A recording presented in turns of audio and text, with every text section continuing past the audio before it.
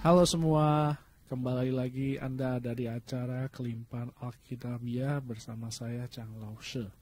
Salam Pabem.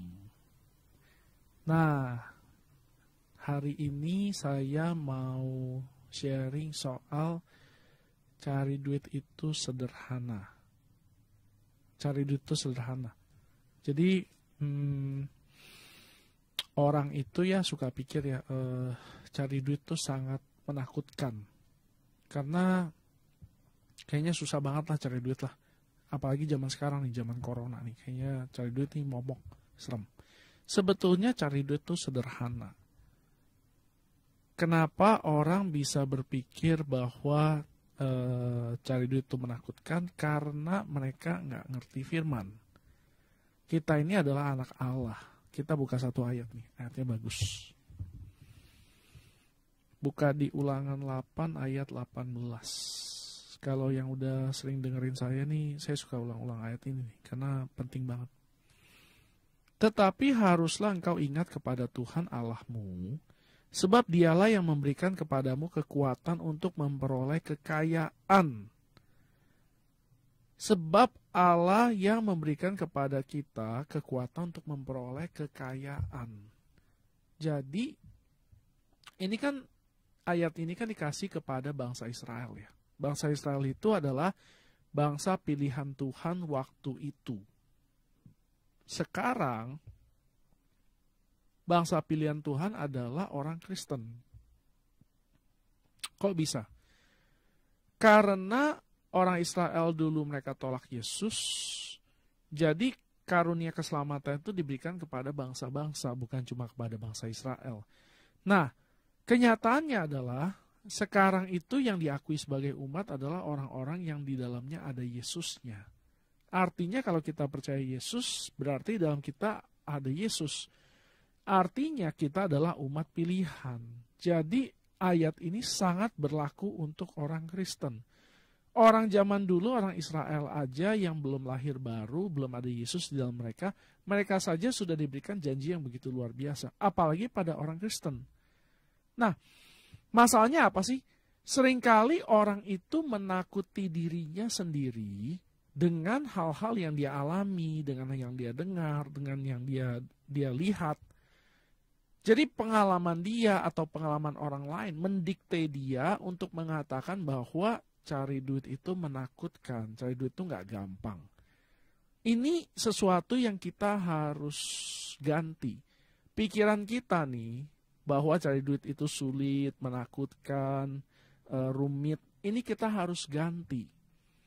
Gimana caranya? Dengan kita renungkan firman bahwa Allah itu sudah memberikan kita kekuatan untuk memperoleh kekayaan. Kalau kita ngerti ini dengan baik, kita percaya ini sungguh-sungguh, cari duit tuh nggak bakalan sesusah yang kita pikir lagi. Nah, saya ngomong sederhana loh, saya bukan ngomong mudah. Artinya apa? Artinya kita cuma perlu menerapkan langkah-langkah, setelah itu kita akan melihat hasil. Kalau mudah tuh seolah-olah jadinya terlalu gampang gitu. Tapi kenyataannya kan bukan terlalu gampang, tapi sederhana. Artinya, ya ini bukan sesuatu yang nggak bisa dilakukan, ini sesuatu yang sangat bisa dilakukan. Asal kita ngerti langkah-langkahnya, kita lakukan, kita akan lihat ada hasil. Orang itu umumnya mereka cari hasil. Sebetulnya kita bukan cari hasil. Kita cari tujuan akhirnya. Tujuan akhir orang Kristen itu bukan uang.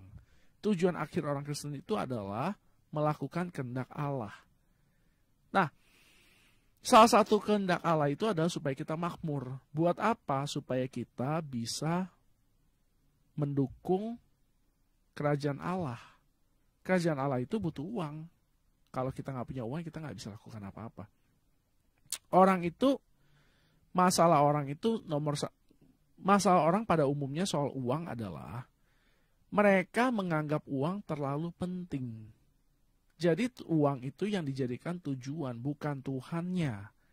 Ini yang bikin orang Kristen ini jadinya rada repot. Walaupun mereka berhasil cari uang, tapi mereka gagal melaksanakan kehendak Tuhan. Ini jadi masalah. Nah, hari ini sekarang sebelum kita lagi ngomongin soal cari uang itu sederhana, saya mau jelasin dulu nih. Apa sih sebetulnya namanya kelimpahan?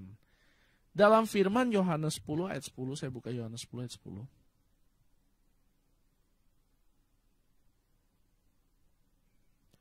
Yohanes 10 ayat 10 bilang begini nih. Pencuri datang hanya untuk mencuri dan membunuh dan membinasakan. Aku datang supaya mereka mempunyai hidup dan mempunyainya di dalam segala kelimpahan. Oke, pencuri itu datang hanya untuk mencuri, membunuh, membinasakan. Yesus datang supaya kita punya hidup dan mempunyainya di dalam segala kelimpahan. Nah, orang nih kadang-kadang ya kalau dia baca Alkitab ya dia selalu ambil contohnya Ayub. Ayub ini dicuri sama Tuhan. Nggak benar ya. Yang curi itu setan. Dan alasannya bukan karena Tuhan izinkan, tapi karena Ayub itu nggak punya perjanjian dengan Allah. Jadi karena dia nggak punya perjanjian dengan Allah, dia sebetulnya nggak punya hak untuk diberkati. Tapi karena Tuhan itu Tuhan yang baik, jadi dia tetap memberkati Ayub. Nah, iblis melihat bahwa ini orang sebetulnya nggak pantas buat diberkati karena dia nggak punya perjanjian dengan Allah, sehingga iblis bisa mengajukan tuntutan supaya Allah mencabut berkatnya. Jadi, kita harus ngerti, kita adalah orang Kristen, Tuhan punya perjanjian dengan kita. Ya, 2 Korintus berkata bahwa Yesus itu menjadi miskin supaya kita menjadi kaya lewat salib. Jadi kita adalah orang-orang yang sudah punya perjanjian dengan Allah. Tuhan punya perjanjian dengan kita. Bahwa Tuhan akan membuat kita makmur. Tuhan akan membuat kita berkelimpahan. Tetapi kita harus tahu dulu apa itu definisi kelimpahan atau kemakmuran ini. Jangan sampai definisi kita sama definisinya Tuhan beda. Kenapa? Kalau misalnya kita punya definisi berbeda sama Tuhan, ini nanti bisa jadi masalah. Contoh, kayak orang Indonesia kan biasanya kan perutnya kan perut nasi. Kalau udah makan roti, makan ini, makan itu, segala macam, ditanya udah makan apa belum? Jawabnya belum, karena belum makan nasi.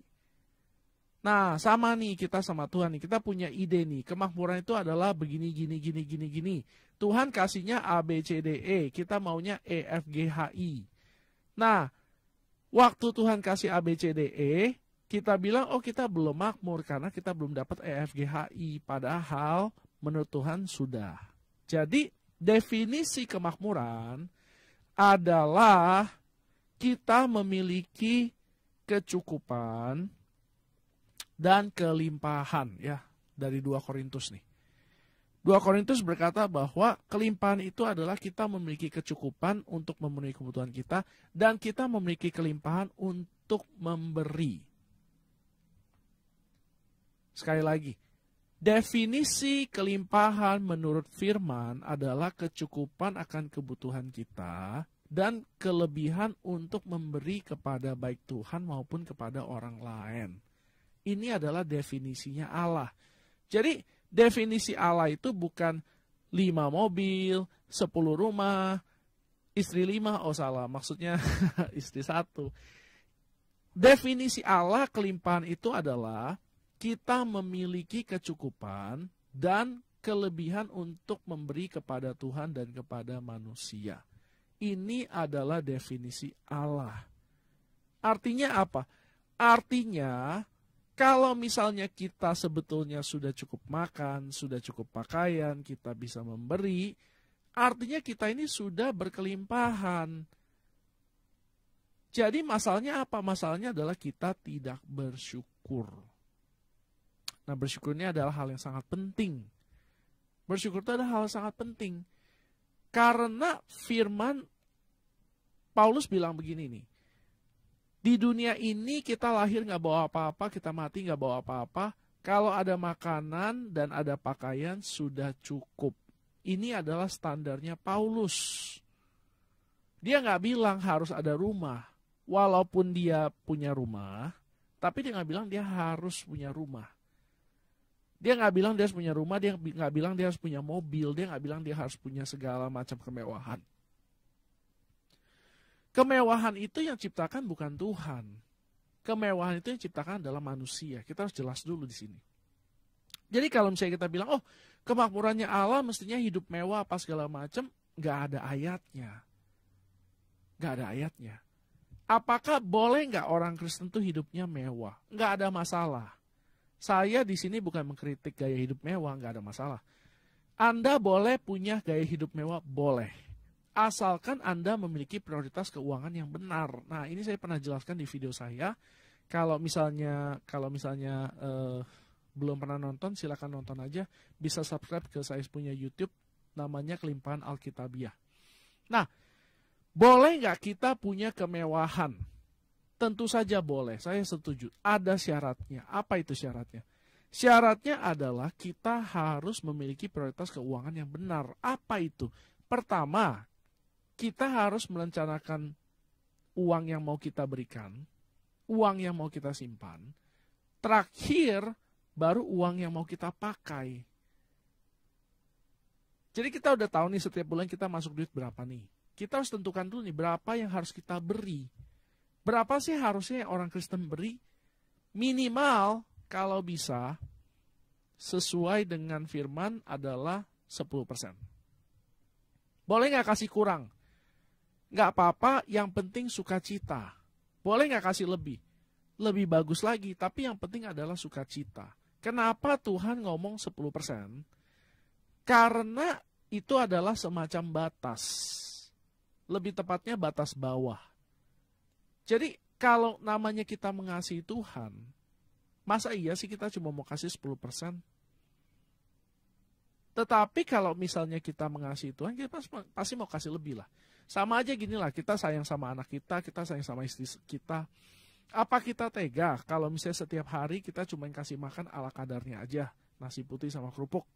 Tentu enggak dong. Kita mau kerja lebih keras, kita dapat lebih banyak, kita mau kasih makan lebih enak, kasih sekolah lebih bagus, kasih baju lebih bagus sedikit lah. Nah, sama Tuhan juga sama. Semakin kita mengasihi Tuhan, seharusnya kita makin rela untuk memberikan kepada Dia. Kita semakin sukacita. Ada satu kejadian di mana Paulus memuji orang-orang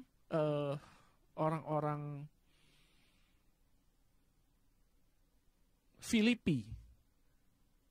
Paulus memuji orang-orang Filipi karena mereka memberikan dari kekurangan mereka.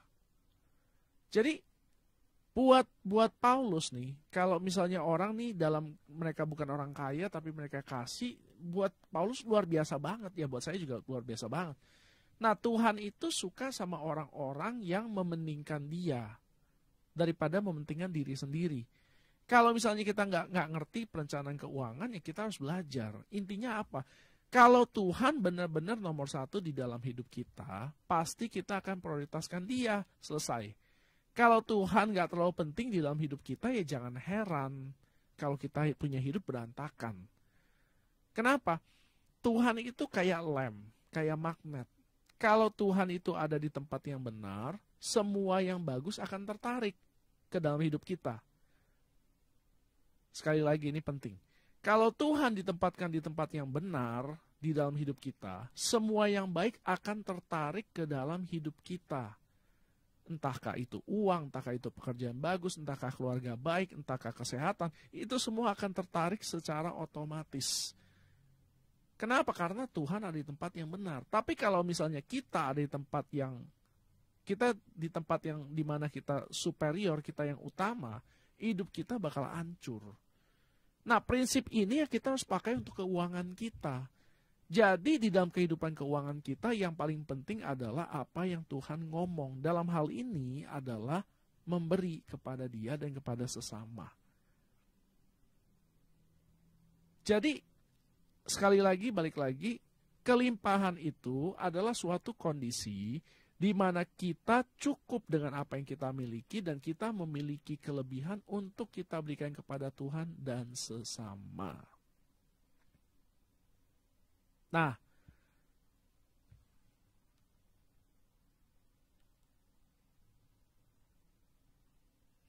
jadi penting buat kita ngerti nih, bahwa kita ini hidupnya tidak dikendalikan oleh uang, tetapi oleh Tuhan. Apa sih maksudnya dikendalikan sama uang? Begini, kalau misalnya kita nih ya, setiap kali kita punya gaji naik, gaya hidup kita naik.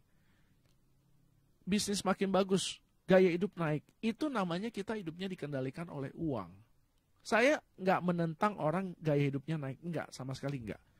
Cuman, kalau kita kerjanya pakai uang cuma buat memuaskan hawa nafsu kita, ya nggak ada bedanya kita sama orang dunia.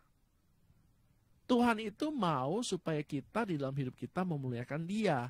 Nah, kita mesti tanya nih, apakah gaya hidup kita memuliakan Tuhan apa enggak? Kalau misalnya kita nggak punya perencanaan keuangan yang baik, kita menjadikan diri kita sebagai Tuhan, hidup kita bisa kacau. Orang tuh nggak ada puasnya. Hari ini dia naik angkot, besok dia mau naik mobil. Udah naik mobil, besok dia mau naik mobil lebih keren. Mobil lebih keren, besoknya dia mau helikopter. Nggak ada puasnya. Kalau manusia yang jadi raja, kalau diri sendiri yang jadi raja, hidup ini nggak akan pernah ada puasnya. Jadi Tuhan yang harus menjadi raja atas hidup keuangan kita.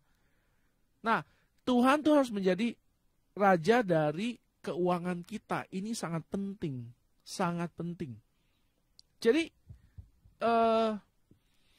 kita seringkali berpikir, oh kehendak Tuhan itu cuma ngomongin soal panggilan. Enggak. Kehendak Tuhan itu salah satunya termasuk adalah gaya hidup kita. Bagaimana caranya kita menggunakan waktu kita, bagaimana caranya kita menggunakan uang kita, bagaimana caranya kita memperlakukan orang-orang, itu semua bagian dari kehendak Tuhan. Sampai sini dulu, kalau ada yang mau tanya, boleh langsung kontak saya ke WhatsApp saya di 0819 3218 4218. Sekali lagi 0819 3218 4218. Baik dulu.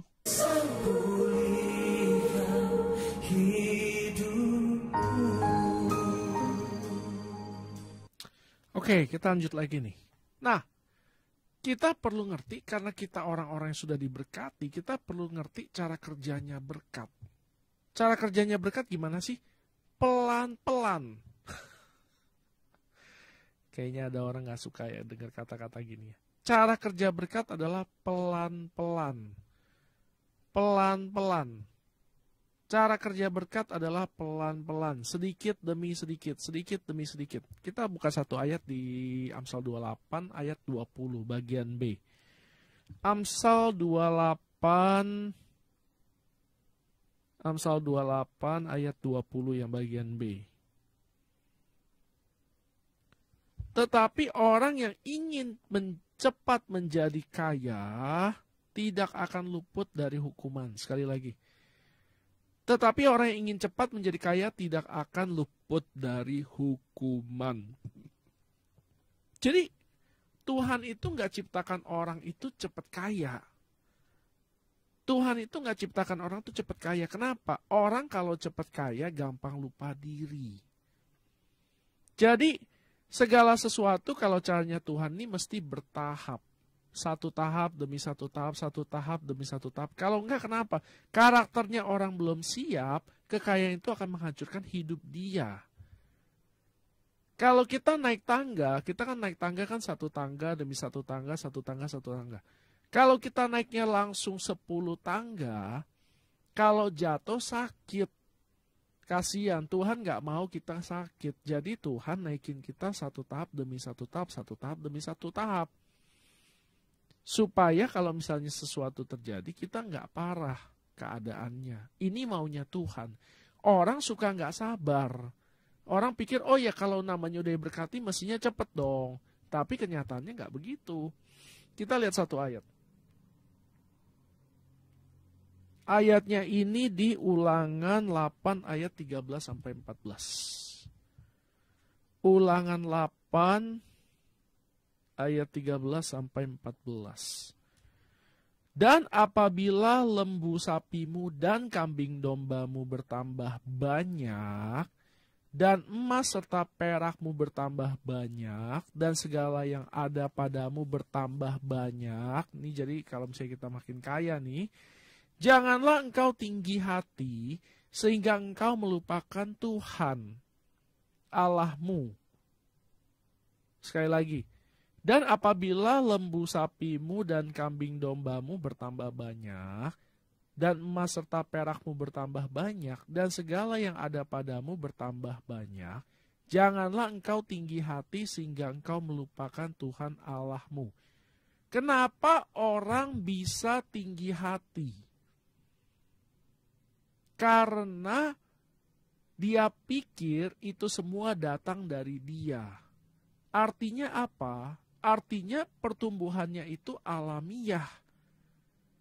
Nangkep ya? Maksud saya begini nih, kalau misalnya kita buka toko nih, kita buka toko, pertama kali buka toko, tiba-tiba semua barang kita habis. Tiba-tiba nih, stok kita yang harusnya buat setahun tiba-tiba habis. Kita pasti nggak bakal pikir itu karena kita. Kita pasti bakal pikir ini mukjizat. Tapi pertumbuhan dari Tuhan itu setahap demi setahap, sedikit demi sedikit. Jadi orang-orang Israel ini dikasih tahu nih, nanti nih ya, kalau pertumbuhan itu terjadi secara alami, artinya setahap demi setahap, jangan pikir itu semua datangnya karena kamu. Itu semua karena berkatnya Tuhan. Jadi kita ini mesti ngerti nih, ketika ada hal-hal yang terjadi sama kita setelah sekian tahun, itu artinya ada berkat Tuhan. Jadi caranya Tuhan tuh nggak ada yang namanya kaya mendadak, cepat kaya nggak ada, OKB nggak ada. Adanya itu adalah orang pelan-pelan makin lama makin kaya. Ini adalah caranya Tuhan. Tuhan itu mau supaya orang itu tuh ngalamin dari step ke step. Kenapa? Ini buat mempersiapkan karakter dia. Jadi saya nggak bilang nih bahwa Tuhan nggak pengen kita kaya, Tuhan pengen kita miskin supaya kita rendah hati terus. Enggak, bukan itu yang saya ngomong.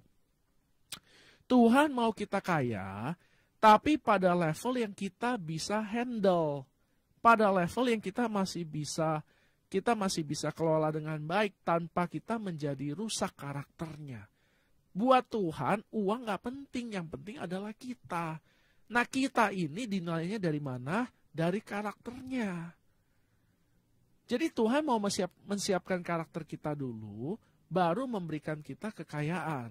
Siapin lagi karakternya, tambah lagi kekayaannya. Siapin lagi karakternya, tambah lagi kekayaannya. Ini caranya Tuhan. Nah, orang itu seringkali nggak sabar, jadi selalu cari cara bagaimana caranya supaya cepat kaya. Nggak ada cepat kaya. Cepat kaya itu mencelakakan orang. Tuhan nggak mau mencelakakan kita. Gak ada yang namanya cepat kaya. Kau di dalam Tuhan. Kau di luar sana banyak yang menjanjikan kita skema cepat kaya. Saya baca berita ya, saya baca berita gitu, ada orang dia pinjem duit arisan lah, duit cicilan lah, terus dia beli saham. Kalau ada yang main saham mungkin dengar kali beritanya. Beberapa lama yang lalu, mulai dari Desember, saham-saham tertentu tiba-tiba naik dengan drastis. Sekarang setelah beberapa lama tiba-tiba turun dengan drastis. Kayaknya mau balik ke harga semula. Nah, orang-orang yang belinya udah terlanjur harganya tinggi, pakai duit pinjaman, sekarang lagi pusing, sakit kepala, bingung. Karena semua uang yang mereka pakai buat beli saham itu sebenarnya adalah uang yang mereka perlu pakai buat hidup. Kalau mereka sekarang jual, mereka akan rugi sekali. Tapi harus bagaimana dong? Iya, solusinya adalah dari awal jangan mau cepat kaya. Firman berkata bahwa orang yang mau cepat kaya itu tidak luput dari hukuman. Siapa yang hukum? Apakah Tuhan? Bukan. Dunia ini. Kenapa? Karena orang yang serakah akan secara otomatis kena hukuman. Akan secara otomatis, bukan dari Tuhan. Tuhan mah nggak maunya kita nggak jatuh. Tuhan maunya kita nggak jatuh. Tapi karena kita melangkah dari sistemnya Tuhan, kita masuk ke sistem dunia, akan ada resiko. Sekali lagi, ketika kita melangkah keluar dari sistem Tuhan kepada sistem dunia, akan ada resiko. Akan ada resiko. Jadi kita harus ingat baik-baik. Kalau kita nggak mau pilih pakai prinsipnya Tuhan, kita maunya pilih pakai prinsip manusia, siap-siap aja kita akan celaka. Kenapa ya? Karena beginilah caranya dunia. Waktu kita nggak punya uang, kita maksa nih. Oke, saya nggak punya uang, saya maksa, saya mau beli rumah misalnya, contoh. Kita nggak punya asuransi, nggak punya dana darurat, kita pekerjaannya juga nggak jelas. Sesuatu terjadi, mau nggak mau rumahnya kita harus jual dengan harga sangat murah. BU. Kayak sekarang nih lagi musim corona, banyak sekarang orang BU mau jual rumah murah. Nggak tahu sih pada dengar apa enggak. Kenapa? Mereka nggak punya duit lagi. Kok bisa nggak punya duit lagi? Nggak punya sistem keuangan.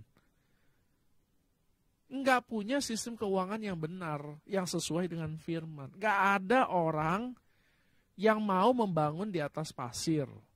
Nggak ada orang merencanakan untuk gagal. Tapi banyak orang tidak merencanakan hidupnya.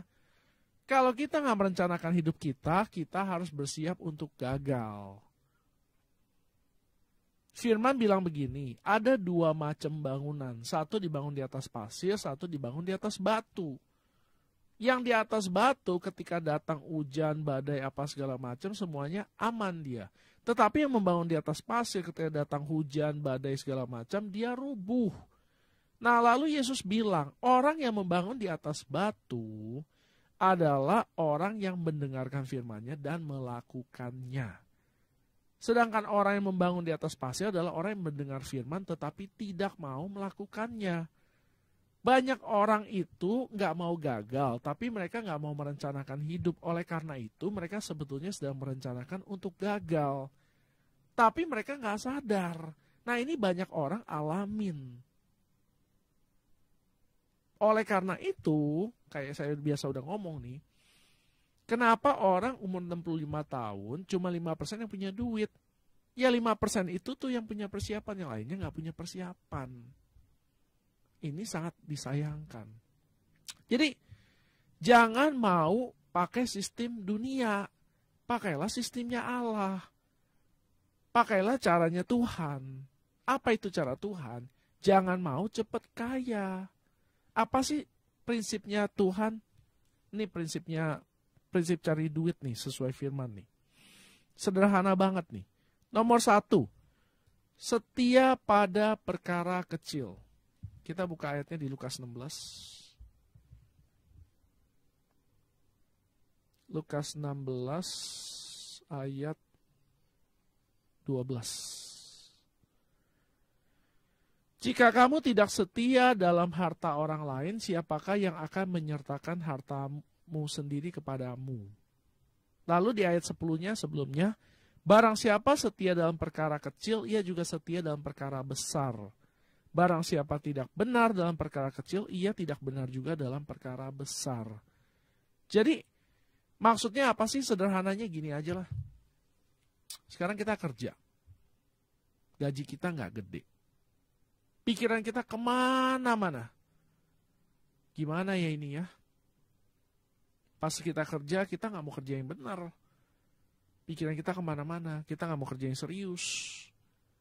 Selalu pikirannya, oh ya, mau datangnya telat aja, pulangnya mau cepet aja, pas kerja males-malesan, bla bla bla bla bla bla. Kalau misalnya ada masalah, salahin bos, salahin perusahaan, salahin ini, salahin itu.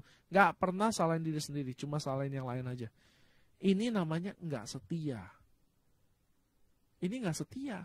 Kalau kita nggak setia, jangan heran nih, jangan heran kita nggak lihat ada kemajuan. Jangan heran. Prinsip kedua, Pengkhotbah 9 ayat 10a.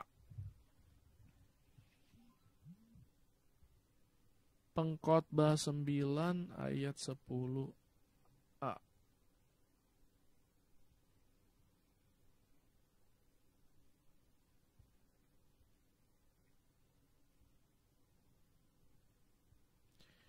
Segala sesuatu yang dijumpai tanganmu untuk dikerjakan, kerjakanlah itu sekuat tenaga. Nah, orang itu seringkali gini nih, maunya gaji gede, nggak mau kerja keras. Maunya hasil luar biasa, nggak mau luar biasa, kerjanya nggak mau luar biasa. Yang modal gini nggak akan maju. Sama Anda bisnis juga sama nih, maunya bisnis bagus, tapi nggak mau kerja, ya nggak bisa. Gak bisa. ada satu orang paling kaya di dunia saat ini ya. Namanya Elon Musk. Elon Musk ini terkenal orang yang luar biasa pinter. Tapi pinter dong nggak cukup, dia juga luar biasa rajin. Sekarang nih, dia punya beberapa perusahaan yang luar biasa. Yang sekarang dia lagi lakukan adalah dia lagi kembangin mobil listrik. Dia mau bikin pabrik Tesla di Indonesia. Tesla itu merek mobilnya dia. Nah, dia bilang begini, orang itu umumnya 1 minggu kerja 40 jam. Senin sampai Jumat 1 hari 8 jam, ya 40 jam. Dia 1 minggu kerjanya itu 100 jam. 2,5 kali lipat daripada apa yang orang normal kerjain. Jangan heran, akhirnya dia jadi orang paling kaya sedunia. Nah, saya bukan bilang bahwa kita harus kerja keras doang. Enggak, tentu kerja keras ya kita harus kerja pinter juga. Tapi maksudnya gini loh, seringkali kita berharap ada suatu terobosan, ada kemajuan. Tapi kita nggak mau kerjakan apa yang seharusnya kita kerjakan. Bagian kita itu harus kita kerjakan. Saya bikin video, saya bikin renungan hadian, saya bikin video ini nih. Saya coba usahakan bagaimana caranya saya bisa tingkatkan kualitasnya.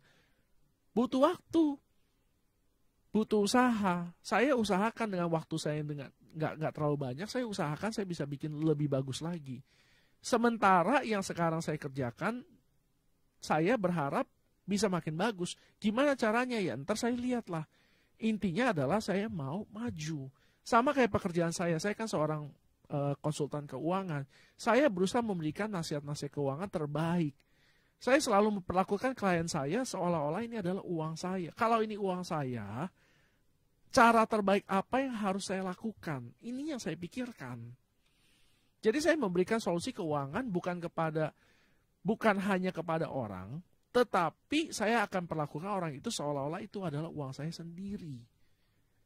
Jadi langkah yang saya sarankan mereka ambil, itu adalah langkah yang akan saya ambil kalau saya ada di dalam posisi mereka. Jadi kalau misalnya orang mendapatkan konsultasi keuangan dari saya, jangan ragu saya punya maksud terselubung. Nah, bagaimana caranya supaya saya bisa memberikan konsultasi keuangan yang baik? Saya belajar terus mengenai keuangan. Saya belajar terus. Nggak ada stop. Saya belajar terus. Bagaimana caranya supaya saya bisa membuat klien saya semakin untung lagi. Supaya klien saya semakin baik lagi keadaannya. Ini adalah pekerjaan saya. Dan saya mau berhasil di sini. Jadi oleh karena itu saya lakukan ini dengan sekuat tenaga. Bagian ketiga. Bagian ketiga ini penting sekali. Setelah kita setia, setelah kita kerjakan sekuat tenaga, nomor 3 adalah kita harus sabar. Lihat ayatnya di Yakobus 5 ayat 7.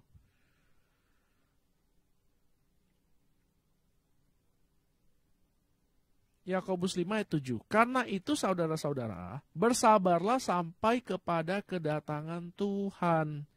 Sesungguhnya petani menantikan hasil yang berharga dari tanahnya, dan ia sabar sampai telah turun hujan musim gugur dan hujan musim semi.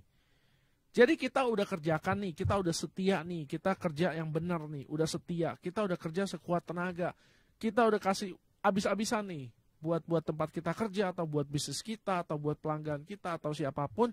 Habis itu apa? Sabar.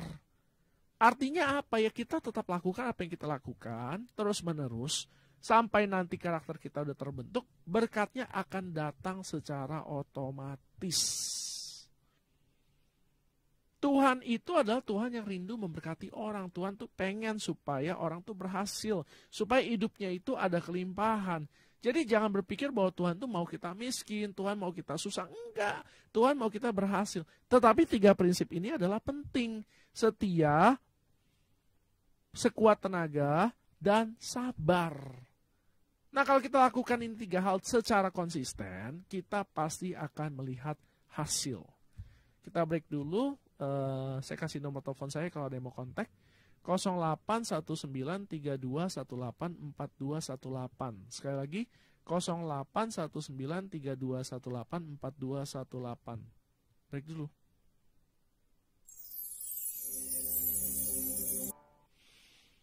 Oke. Nah, saya udah ngomong teori. Oke lah, teori lah. Terus kita langsung ngomong aja lah. Kalau kondisinya kayak saya, mesti gimana? Orang tuh kadang-kadang bilang begini nih sama saya nih. Saya coba jual ini nggak ada hasil, coba ini nggak ada hasil, coba itu nggak ada hasil. Oke.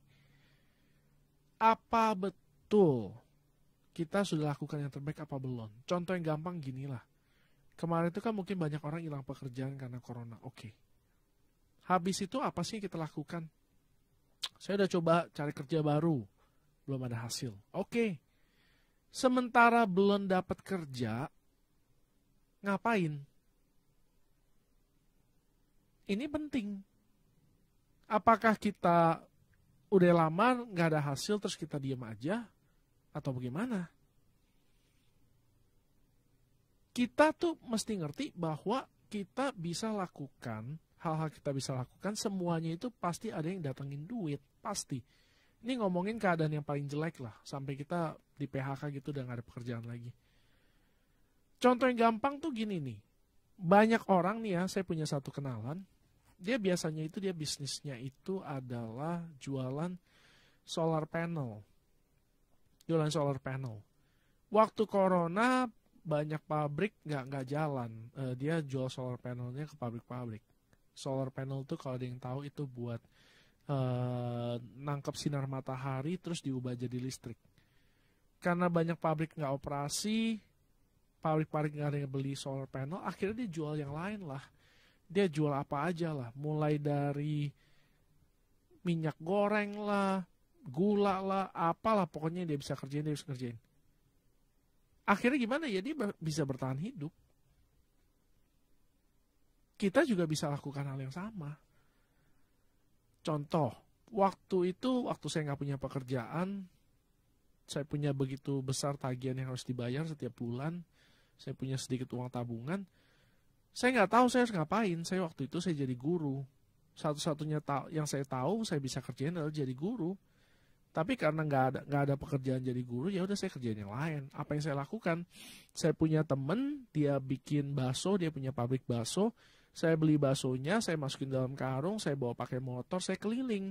Saya pergilah ke sekolah-sekolah negeri, di mana banyak ibu-ibu. Saya pergi ke pasar, saya pergi ke puskesmas, di mana ada ibu-ibu, di sana ada saya. Saya bahkan masuk ke dalam kantor-kantor pemerintahan, saya tawarin ibu-ibunya bakso. Itu yang saya lakukan. Kenapa? Karena saya nggak punya pilihan lain. Saya mesti bertahan hidup. Saya mesti keluar duit setiap bulan. Saya ingat ya, suatu kali, waktu itu saya sebelum jualan bakso, saya jualan minuman. Saya jual minuman di depan sekolah. Lalu saya teriak-teriak. Lalu ada ini sekolahnya sekolah penabur, BPK penabur. Ada satu orang oma-oma, dia nganter cucunya pergi sekolah, lalu dia lihat saya, terus dia bingung, dia tanya, "Kamu ini kuliah nggak?" Saya jawab, "Kuliah." "Kenapa kamu kerja begini?" dia tanya saya. Ya saya juga bingung, saya mau jawab apa. Kenyataannya adalah saya butuh uang, saya harus lakukan apapun supaya bisa bertahan hidup. Selesai. Asal pekerjaannya halal. Produknya nggak merugikan orang, saya akan kerjakan. Jadi saya lakukan itu tuh. Dari jam 5 pagi sampai jam 9 malam. Jam 5 pagi saya jualan di pasar. Sampai jam 7 saya pindah ke sekolah negeri. Jam 7 sebelum murid-murid masuk, saya jualan sama guru-gurunya, lalu saya pindah sekolah lagi. Saya cari yang jam 9 istirahat, saya cari ke sekolah lain. Habis itu yang pulang sekolah jam 1. Cari lagi sekolah lain. Habis itu saya pulang ke rumah, saya makan siang. Malam jam 7 saya keluar lagi buat jualan di pasar malam. Capek nggak? Capek.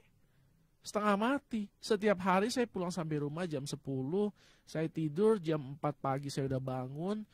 Sampai saya akhirnya punya terobosan dalam keuangan. Saya lakukan ini setiap hari. Senin sampai Sabtu. Capek nggak capek? Capek sekali. Tapi saya nggak punya pilihan lain. Nah, orang itu seringkali bilang gini, oke, saya cari pekerjaan, saya nggak punya pekerjaan. Tapi pekerjaannya jangan yang begini ya, jangan begitu ya, jangan gini, jangan gitu. Sebetulnya cari pekerjaan apa enggak? Nah, jangan jadi orang kayak gitu. Pokoknya kita harus lakukan apapun supaya bisa bertahan. Orang yang bertahan sampai akhir adalah orang yang menang. Orang yang bertahan sampai akhir adalah orang yang menang. Orang yang gagal adalah orang yang menyerah di tengah jalan. Orang yang gagal dan orang yang menyerah di tengah jalan. Sederhana banget. Saya punya siaran sampai sini aja. Saya mau kasih beberapa pengumuman. Yang pertama, saya kan pekerjaannya jual produk keuangan. Saya mau rekrut orang nih. Kalau ada orang yang mau di training, mau jadi penjual produk keuangan, perencana keuangan kayak saya nih, boleh kontak saya nih. Nomor telepon saya 0819 32184218. Syaratnya apa? Pertama, saya butuh orang yang pantang menyerah, yang mau belajar. Kedua, saya butuh orang yang punya modal iPad. Modal yang lain nggak usah. Saya cuma butuh asal orang ini punya iPad karena produknya itu akan disajikan dengan iPad. Itu aja. Kalau ada yang mau, ada yang tertarik cari penghasilan tambahan, atau sekarang lagi nggak ada pekerjaan, lagi butuh pekerjaan, saya kasih satu jalan keluar. Silakan kontak saya, nanti saya kasih training supaya bisa mulai jualan produk keuangan. Terus yang kedua, pengumuman yang kedua, saya mau kasih tahu, saya punya akun YouTube, di mana ini siarannya ini dari yang awal sampai sekarang nanti akan ada. Tinggal di subscribe aja terus nontonin. Namanya itu Kelimpahan Alkitabiah. Di dalamnya juga ada renungan harian.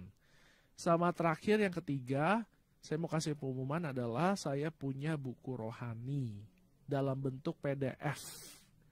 Jadi kalau misalnya ada yang mau, saya bagikan dengan gratis, silakan WhatsApp saya aja.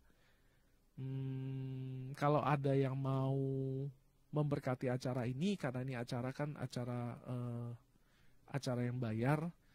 Kalau ada yang mau memberkati acara ini, atau ada yang punya pertanyaan, ada yang punya saran, silakan kontak saya di 081932184218.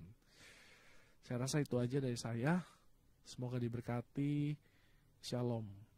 Salam Pabem.